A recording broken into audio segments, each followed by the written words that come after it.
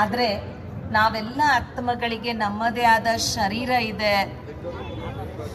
ಈ ಶರೀರಕ್ಕೆ ಒಂದು ಹೆಸರು ಕೊಡ್ಲಾಗತ್ತೆ, ಆದರೆ ಪರಮಾತ್ಮನಿಗೆ ಶರೀರ ಇಲ್ಲ.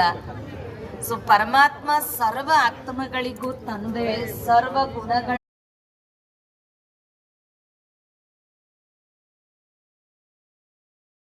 जन्म जन्म के पुण्य फले हैं, ब्रह्मा तन में आप मिले हैं।